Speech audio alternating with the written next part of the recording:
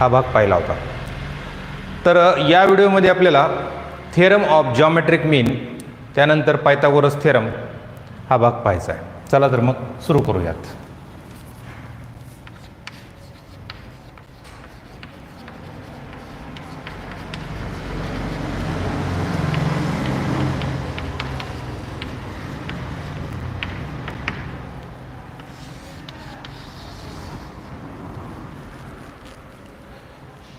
तर परीक्षेसाठी हा थेरम विशेष महत्त्वाचा नाही आहे, परंतु प्रॉब्लेम सोडवताना मात्र खूप ठिकाणी तुम्हाला याचा वापर करायचा आहे. त्यासाठी हा थेरम व्यवस्थित लक्षात घ्या. सोपं आहे. तर हा थेरम पाहण्या अगोदर आपण जॉमेट्रिक मीन म्हणजे काय हे अगोदर पाहून घेऊ. तर तुम्हाला अरिथमॅटिक मीन म्हणजे काय हे क्वाड्रॅटिक इक्वेशनच्या एका प्रॉब्लेममध्ये मी सांगितलं होतं. हे बघा,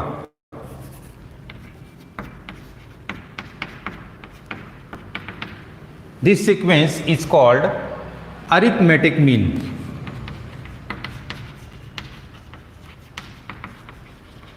इन शॉर्ट AM.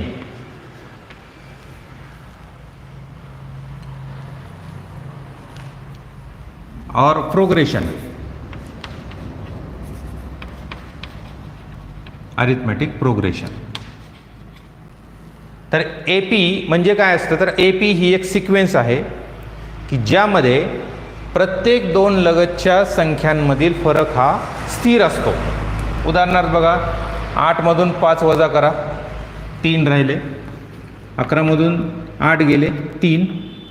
प्रत्येक ठिकाणी हा फरक स्थिर आहे. जर प्रत्येक दोन लगतच्या संख्यामधील फरक स्थिर असेल तर त्या सिक्वेन्सला आपण काय म्हणतो, अरिथमॅटिक प्रोग्रेशन. आणि मग अरिथमॅटिक मीन कशाला म्हणायचं, तर तुम्ही ह्या 3 संख्या विचारात घ्या. तर त्यामध्ये ही जी मधली संख्या आहे त्याला तुम्ही अरिथमॅटिक मीन असं म्हणता. तर हा मीन कसा काढतात, तर या दोघांची बेरीज करायची आणि त्याचं निम्म करायचं. हे बघा, 5 अधिक 11 16, त्याचं निम्म करा. म्हणजे थोडक्यात काय, ही मधली संख्या म्हणजे या 3 संख्यांची काय असते, सरासरी असते. ठीक आहे. तर या दोघांची सरासरी 5 आणि 11ची सरासरी किती, 8. तुम्ही जर या 3 संख्या विचारात घेतल्या तर 11 हा या दोघांचा अरिथमॅटिक मीन असेल. म्हणजेच 11 ही या दोघांची काय आहे, सरासरी आहे. ठीक आहे. तर याला म्हणायचं AM. आता GM म्हणजे काय ते बघूयात आपण. जॉमेट्रिक मीन.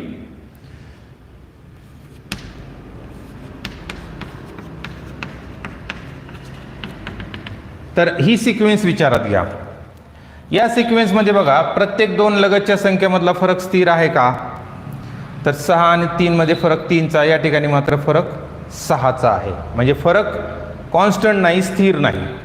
म्हणून ही जी सिक्वेन्स आहे ती AP नाही. परंतु प्रत्येक दोन संख्यांचा भागाकार बघा. म्हणजे तुम्ही 6/3 करा, नंतर 12/6, 24/12, 48/24. तर प्रत्येक ठिकाणी तुम्हाला भागाकार हा कॉन्स्टंट असल्याचं दिसेल. या ठिकाणी यांचा भागाकार 2, या प्रत्येक ठिकाणी 2 हा भागाकार कॉन्स्टंट आहे. म्हणून अशा सिक्वेन्सला GP असं म्हणतात. That is geometric progression. Geometric progression, भूमितीय, त्याला आपण सिक्वेन्स, तर श्रेणी असं त्याला म्हणता येईल. तर भूमितीय श्रेणी असं मराठीमध्ये याचं नाव आहे. तर यातल्या तुम्ही कुठल्याही लगतच्या 3 संख्या विचारात घ्या. तर समजा या 3 संख्या तुम्ही विचारात घ्या. त्यामध्ये बघा, मधली संख्या जी आहे ती या दोघांच्या गुणाकाराचं स्क्वेअर रूट आहे का ते चेक करा. म्हणजेच 12 आणि 3 यांचा गुणाकार करा, 36, 36चं वर्गमूळ. म्हणजेच थोडक्यात आपल्याला असं म्हणता येईल की मधल्या संख्येचा वर्ग आणि कडेच्या संख्यांचा गुणाकार हा कॉन्स्टंट आहे, सेम आहे. प्रत्येक ठिकाणी असंच होणार आहे. तर अशा वेळेस या 3 संख्या GP मध्ये आहेत असं म्हणतात आणि या मधल्या संख्येला जॉमेट्रिक मीन असं म्हणायचं. Here 6 is the geometric mean of 3 and 12. Okay, तुम्ही या 3 संख्या विचारात घ्या. बघा, यामध्ये तुम्ही 12चा वर्ग करा 144 आणि या दोघांचा गुणाकार करा 144. म्हणजे मधल्या संख्येचा वर्ग आणि कडेच्या संख्येचा गुणाकार जर कॉन्स्टंट आला म्हणजे इक्वल आला तर मधल्या संख्येला जॉमेट्रिक मीन म्हणायचं. आलं लक्षात?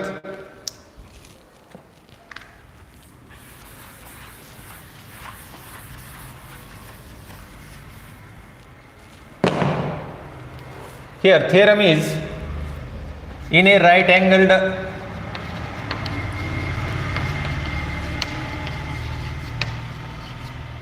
triangle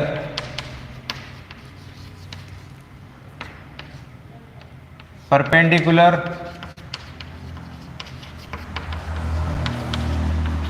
segment drawn on the hypotenuse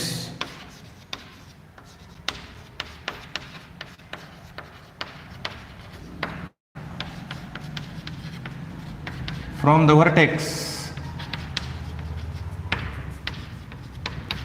is the geometric mean of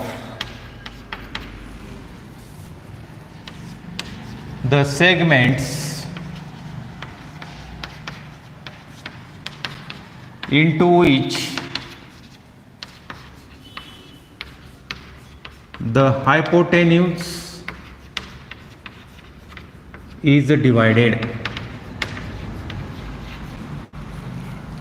तर याचा मराठीमध्ये अर्थ काय तो समजावून घ्या की एखाद्या काटकोन त्रिकोणामध्ये जर व्हर्टेक्स मधून हायपोटेन्यूज वर परपेंडिक्युलर काढला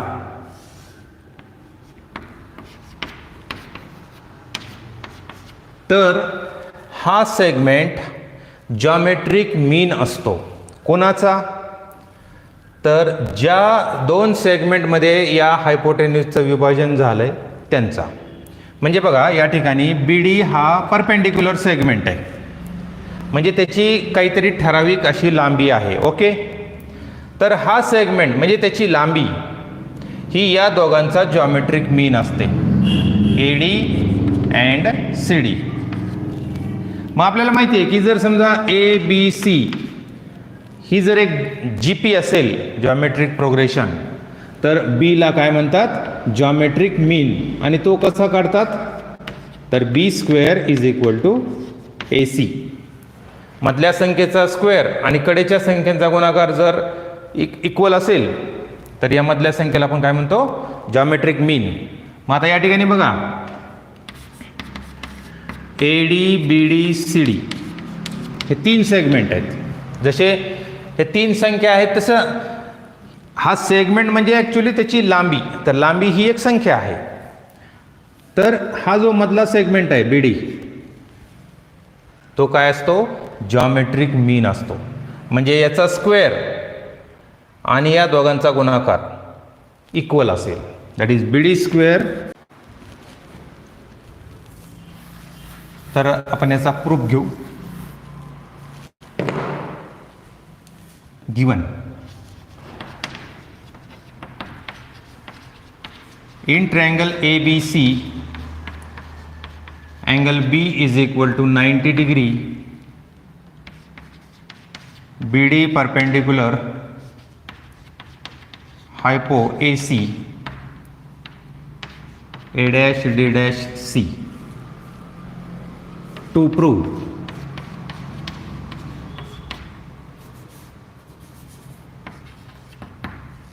काय प्रूव्ह करायचं आपल्याला? तर हा जॉमेट्रिक मीन दाखवायचा या दोघांचा, म्हणजेच याचा स्क्वेअर आणि या दोघांचा गुणाकार इक्वल आहे असं आपल्याला दाखवायचं आहे. That is BD² is equal to AD into CD. Proof.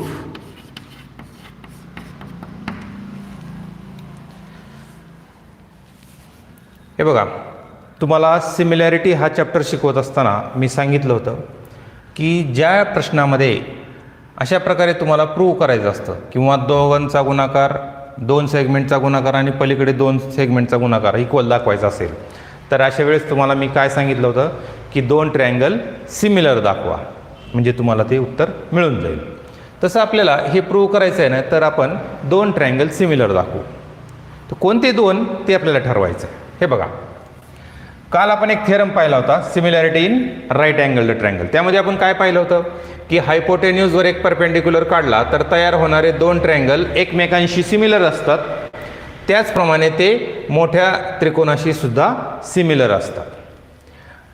तर याच्यामध्ये बघा, BD हा सेगमेंट कुठल्या ट्रायंगलची बाजू आहे. आता या ठिकाणी बघा, तीन ट्रायंगल सिमिलर आहेत. कोणते कोणते? Triangle ABC, similar triangle ADB, similar triangle BDC. याचा करस्पॉन्डन्स कसा घ्यायचा हे आपण काल पाहिलेलं आहे. तर त्यातले आता दोन ट्रायंगल आपल्याला निवडायचे जेणेकरून आपल्याला हे मिळेल. तर त्यासाठी काय करायचं, BD सेगमेंट कुठल्या ट्रायंगलमध्ये मिळू शकतो? याच्यामध्ये तर मिळणार नाही, याच्यामध्ये मिळतो आणि याच्यामध्ये मिळतो, म्हणजे दोन्हीपैकी एक निवडायचा आहे आपल्याला. ठीक आहे. AD सेगमेंट कुठं आहे? याच्यामध्ये आहे, परंतु याच्यामध्ये नाही आहे AD सेगमेंट. आणि CD सेगमेंट तुम्हाला याच्यामध्ये मिळतो, म्हणजे याचा तुम्हाला काही उपयोग होणार नाही. म्हणून आपण हे दोन कन्सिडर करू. हे दोन लहान ट्रायंगल एकमेकांशी सिमिलर आहेत, मग त्यांच्या बाजू प्रपोर्शनमध्ये लिहा.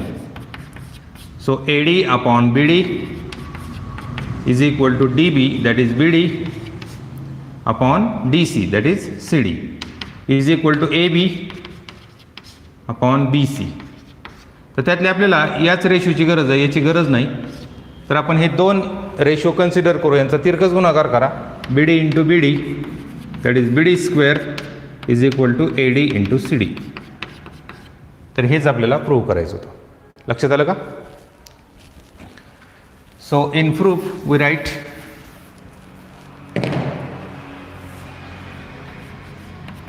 in triangle ABC, BD perpendicular hypo AC. Therefore, triangle ABC,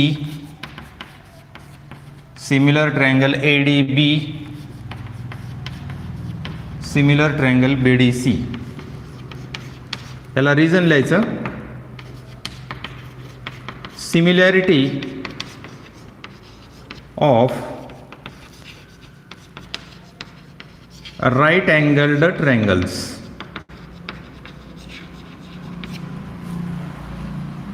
Therefore, त्यातले आपण हे दोन घेऊ. Triangle ADB, similar triangle BDC.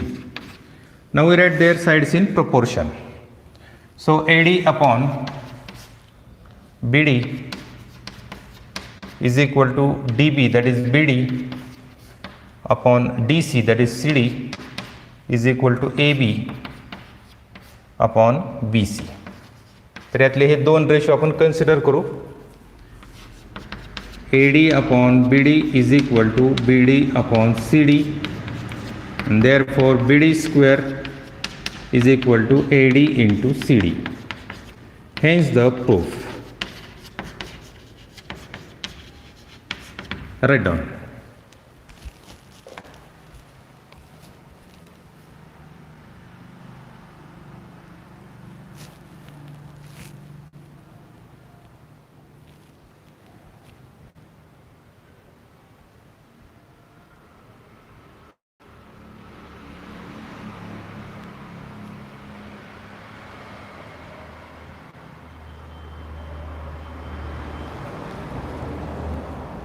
तर प्रॉब्लेम सोडवताना तुम्ही याचा वापर ज्या ठिकाणी करताल त्या ठिकाणी तुम्ही रिझन लिहायचं आहे. थेरम ऑफ जॉमेट्रिक मीन किंवा प्रॉपर्टी ऑफ जॉमेट्रिक मीन असं लिहिलं तरी चालेल. तर हे रिझन तुम्ही बाजूला त्याची एक लिस्टच करून ठेवा. कारण काय होतं आहे, वर्षभरामध्ये तुम्ही जेवढे काही रिझन पाहिलेले आहेत ना, ते बऱ्याच जणांचे विसरलेले असतात. मग तुम्ही जर असे एका साईडला जर तुम्ही एक स्वतंत्र पानावर जर हे लिहून घेतले ना रिझन, तर तुम्हाला परीक्षेमध्ये ते लक्षात ठेवायला सोपं जाईल.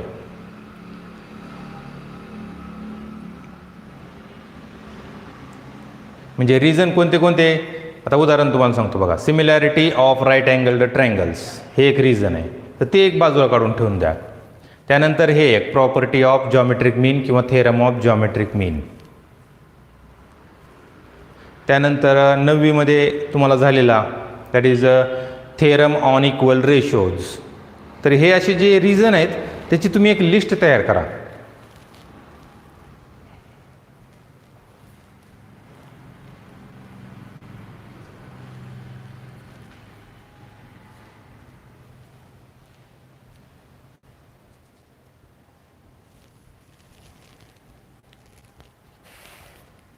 तर याच्यावर तुम्हाला 2 मार्कासाठी किंवा 3 मार्कासाठी प्रश्न विचारला जाईल.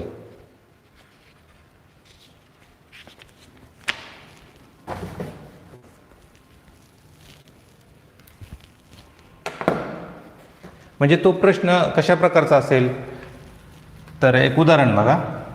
समजा तुम्हाला असं दिलं जाईल की ADची लांबी 12 आहे, DCची लांबी 3 आहे, तर BDची लांबी किती असेल.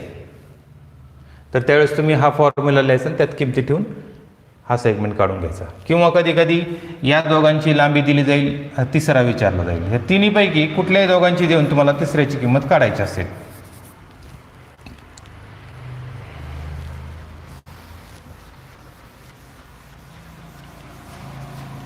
Now we will see theorem of Pythagoras.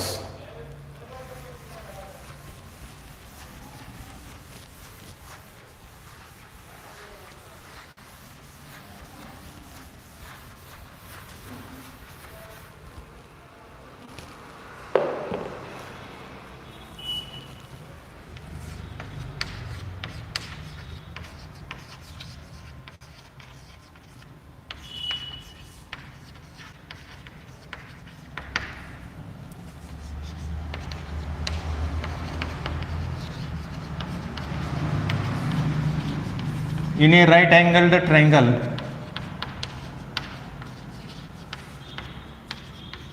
square of hypotenuse is equal to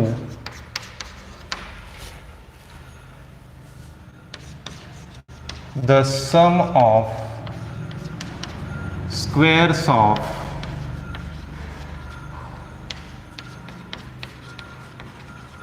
remaining two sides. तर परीक्षेसाठी हा थेरम महत्त्वाचा आहे, पायथागोरस थेरम आणि त्याचा कॉन्व्हर्स. तर कॉन्व्हर्स जो आहे तो प्रत्येक वेळी त्याचा म्हणजे कधी कधी फक्त स्टेटमेंटच दिलं जातं. म्हणजे जसं सिलेबस चेंज होईल, आता मागच्या सिलेबसमध्ये काय होतं की कॉन्व्हर्स ऑफ पायथागोरस याचा प्रूफ द्यायची गरज नव्हती, म्हणजे फक्त स्टेटमेंट लक्षात ठेवायचं होतं. त्याच्या अगोदरच्या सिलेबसमध्ये कॉन्व्हर्स प्रूव्ह करायचा होता.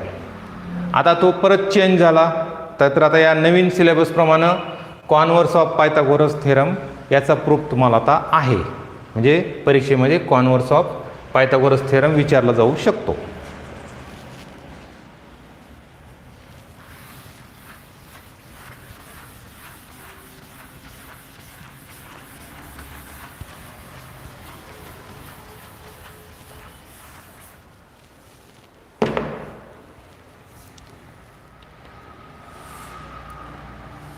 पायथागोरस थेरम तुम्हाला माहीत आहे, 6वी पासून तुम्ही त्याचा वापर करत आलेला आहे.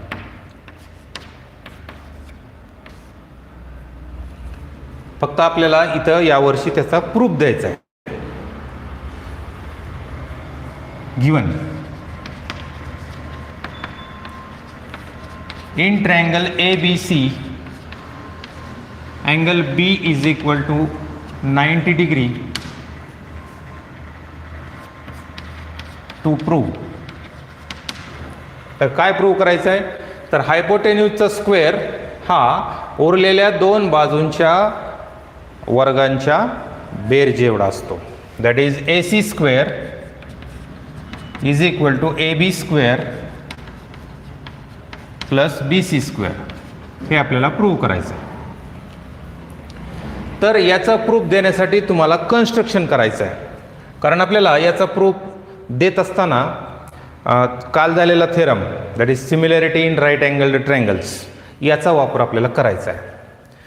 तर त्यामध्ये काय होतं त्या थेरममध्ये, तर राईट अँगल्ड ट्रायंगलमध्ये जर तुम्ही हायपोटेन्यूजवर परपेंडिक्युलर काढला तर तयार होणारे दोन ट्रायंगल आणि मूळचा ट्रायंगल हे एकमेकांशी सिमिलर असतात. तर त्याचा आपल्याला या ठिकाणी वापर करायचा आहे. मग त्याचा वापर करायचा म्हटल्यानंतर इथं एक हायपोटेन्यूजवर आपल्याला परपेंडिक्युलर काढावं लागेल, कारण इथं आपल्याला ते दिलेलं नाही आहे. So in construction we write draw BD perpendicular AC A dash D dash C. म्हणजे A आणि C यांना जोडणाऱ्या लाईनवर D पॉइंट आहे. Proof.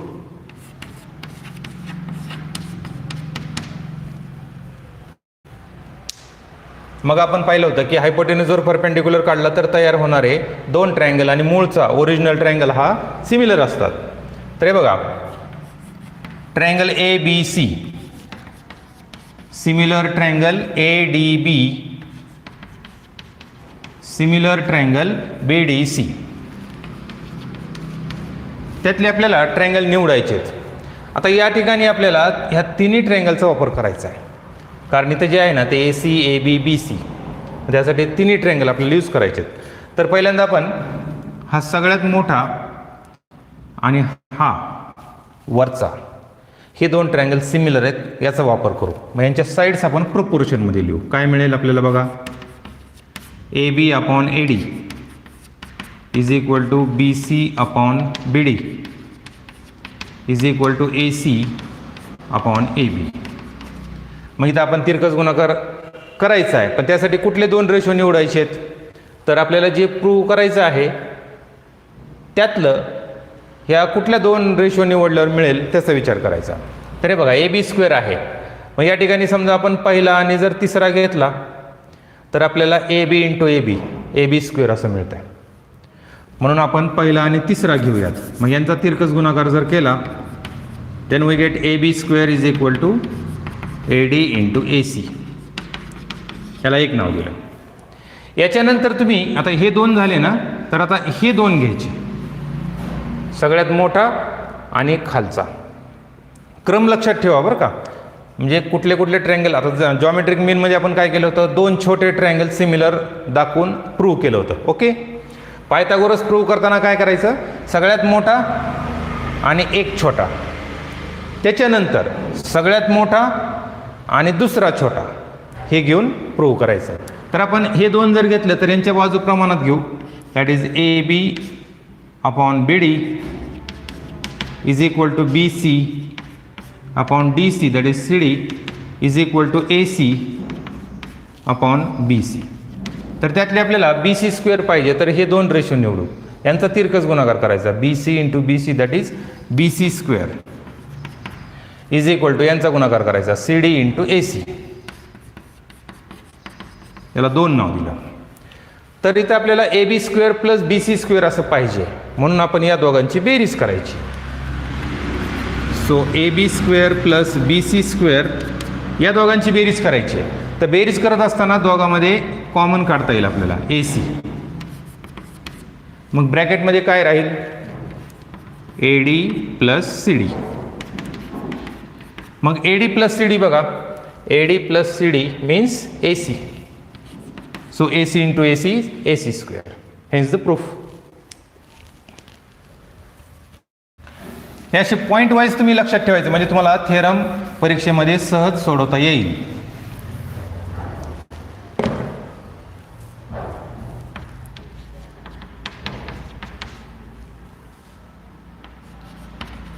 in triangle ABC BD perpendicular hypo AC. Therefore, triangle ABC similar triangle ADB similar triangle BDC. याची संगती फार महत्त्वाची आहे बरं का. करस्पॉन्डन्स बिलकुल चुकू नका. कन्सिडर, हे पहिले दोन घेऊ. Triangle ABC similar triangle ADB, त्यांच्या साईड्स प्रोपोर्शनमध्ये घ्यायचे. परंतु घेत असताना तुम्हाला जे उपयोगाचे आहेत तेच दोन रेशो निवडायचे जर असतील तर डायरेक्ट लिहू शकता. पण बरेच विद्यार्थ्यांना समजत नाही की नेमके कोणते दोन रेशो निवडायचे. म्हणून पहिल्यांदा तुम्ही काय करा, त्यांच्या तिन्ही साईड्स प्रोपोर्शनमध्ये लिहा आणि नंतर मग ते निवडून खाली लिहा. That is AB upon AD is equal to BC upon BD is equal to AC upon AB. तर यातले आपण पहिला आणि तिसरा रेशो घेऊयात.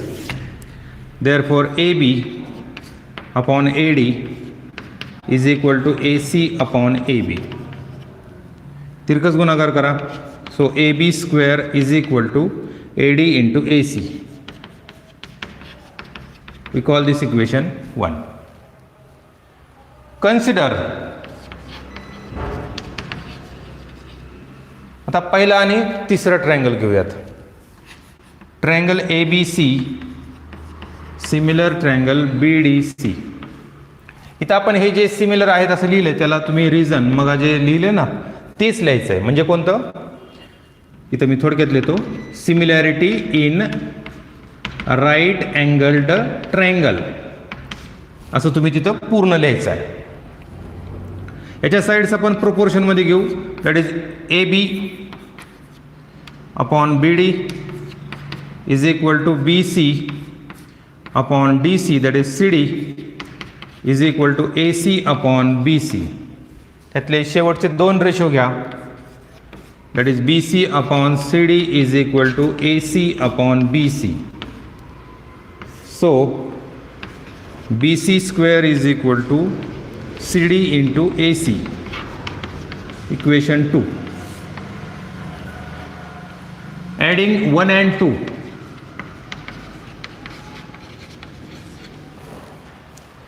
डाव्या बाजूची बेरीज करा. AB स्क्वेअर प्लस याची डावी बाजू घ्या BC square is equal to, आता उजव्या बाजूची बेरीज करायची आहे, AD into AC plus CD into AC. Therefore AB square plus BC square, या दोघांमधून AC कॉमन काढा. ब्रॅकेटमध्ये राहील AD plus CD. Therefore AB square plus BC square is equal to AC into AD plus CD is AC. So AC into AC, that is AC square is equal to AB square plus BC square. Hence the proof. Write down.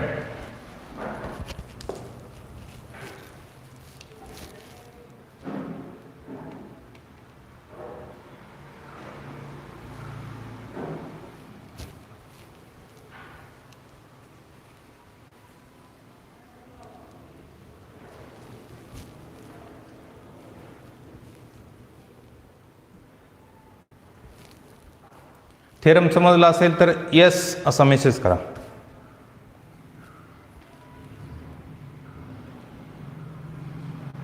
Otherwise no.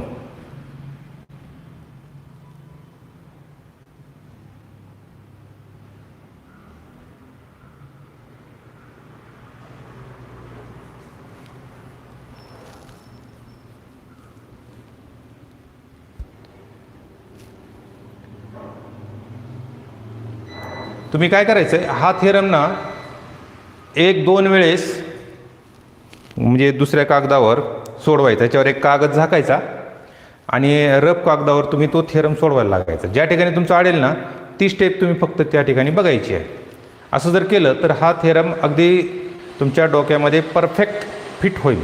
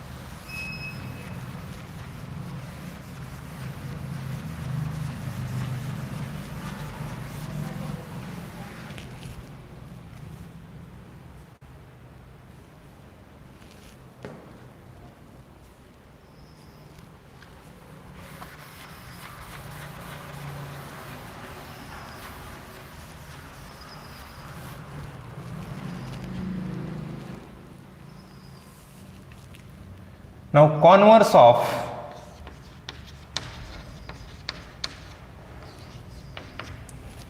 Pythagoras theorem.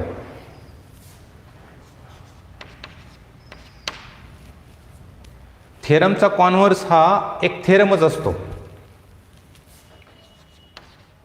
In a triangle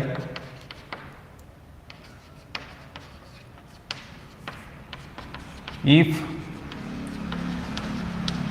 square of one side is equal to the sum of the squares of remaining two sides, then the triangle is a right angled triangle.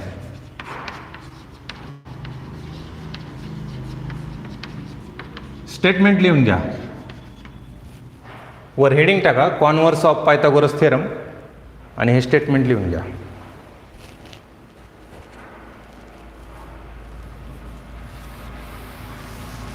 तर हे दोन theorem म्हणजे Pythagoras theorem आणि त्याचा converse आणि काल झालेला theorem that is similarity in right angled triangles. तर ह्या तीनपैकी एक परीक्षेमध्ये येण्याची खूपच जास्त शक्यता आहे. त्यामुळे हे तीनही थेरम तुम्हा सगळ्यांना आले पाहिजेत.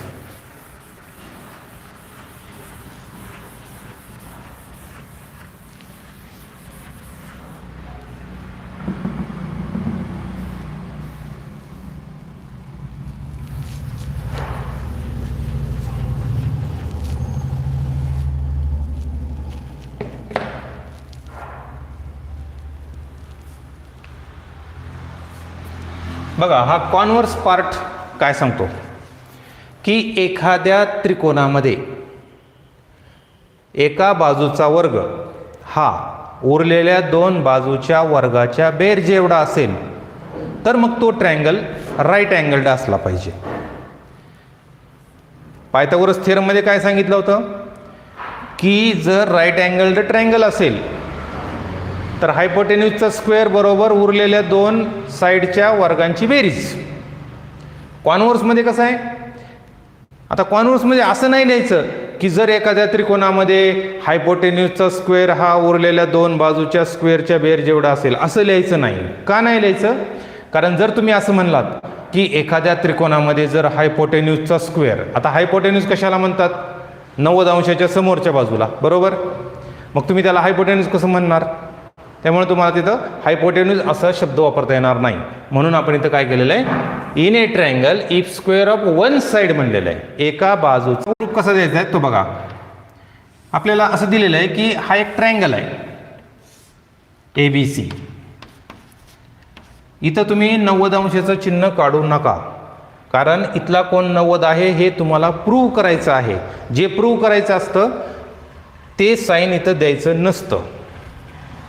फक्त आपल्याला असं सांगितलंय की हा एक ट्रायंगल असा आहे की याच्यामध्ये एका बाजूचा वर्ग, समजा या बाजूचा वर्ग आणि या दोघांच्या वर्गांची बेरीज इक्वल आहे. So in given we write in triangle ABC AC square is equal to AB square plus BC square. एवढंच दिलेलं आहे. टू प्रूव्ह आपल्याला प्रूव्ह काय करायचं आहे, तर ट्रायंगल ABC हा राईट अँगल्ड ट्रायंगल दाखवायचा. Triangle ABC is a right angled triangle. म्हणजेच आपल्याला हा कोन 90 अंश आणून दाखवायचा आहे.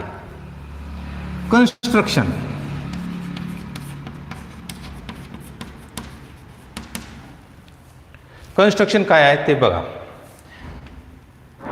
ह्या BC ची जेवढी लांबी असेल तेवढीच लांबी आपण या ठिकाणी घेतले. म्हणजे आपल्याला एक ट्रायंगल पी क्यू आर काढायचा आहे.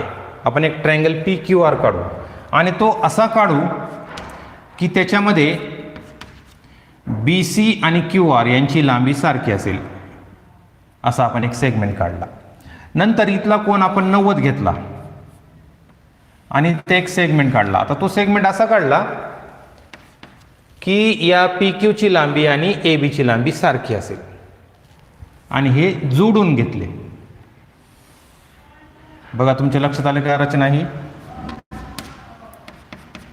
आपण काय केलंय की ट्रायंगल पी क्यू आर काढला आणि असा काढला की ज्याच्यामध्ये B C equal to Q R, A B equal to P Q असेल, परंतु इथला कोण मात्र 90 असेल, असा आपण काढला आणि हे फक्त जोडून घेतलंय. आता इथं असं नाही म्हणायचं की बी सी जेवढा आहे तेवढंच क्यू आर घेतला, जेवढा ए बी आहे तेवढंच पी क्यू घेतलंय आणि जेवढं ए सी आहे तेवढंच पी आर घेतलंय, असं नाही.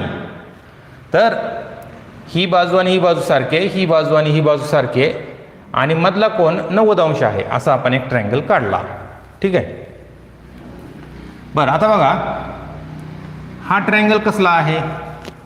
राईट अँगल्ड ट्रायंगल आहे. Okay.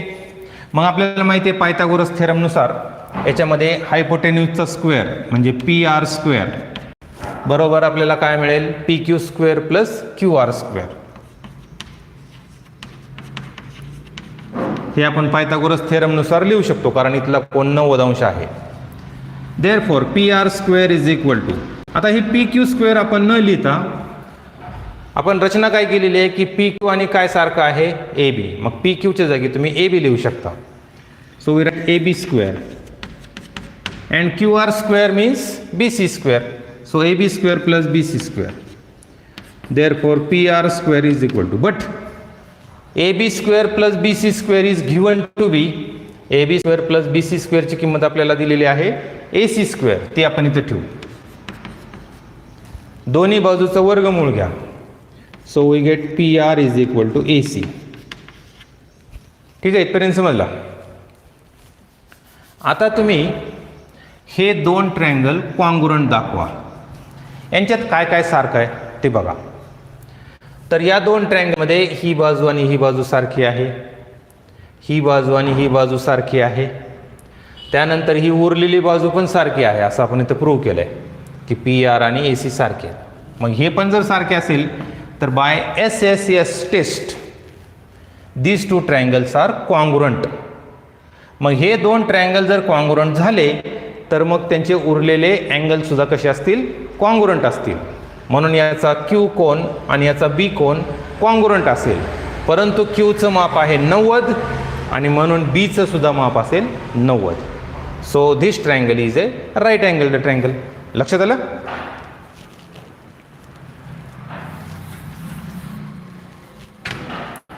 Construction. Draw triangle P Q R such that AB equal to PQ, BC equal to QR and angle PQR is equal to 90 degree. Proof.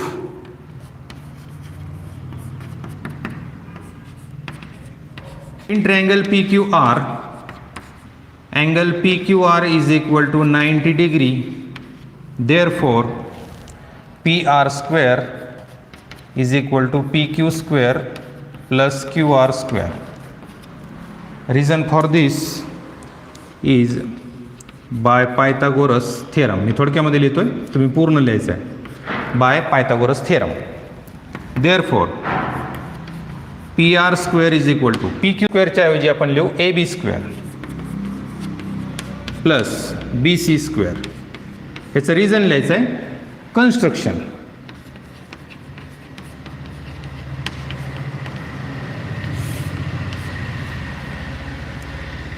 Therefore, PR square is equal to, now AB square plus BC square is given to be AC square. Reason for this is given. Therefore, PR is equal to AC. We call this equation 1. आता हे दोन triangle आपल्याला congruent दाखवायचे आहेत. नाव in triangle ABC and triangle PQR,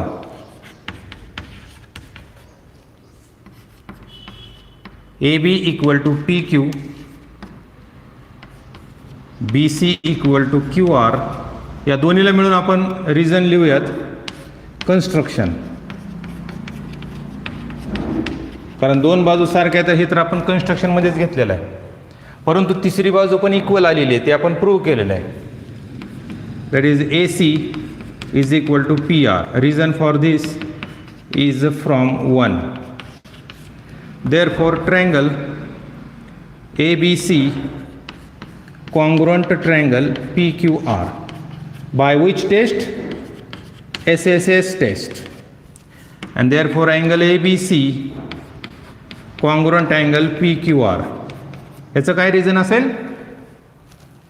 CACT, that is corresponding angles of congruent triangles. हे तुम्ही शॉर्टमध्ये लिहू शकतात, याला पूर्ण लिहायची गरज नाही. बट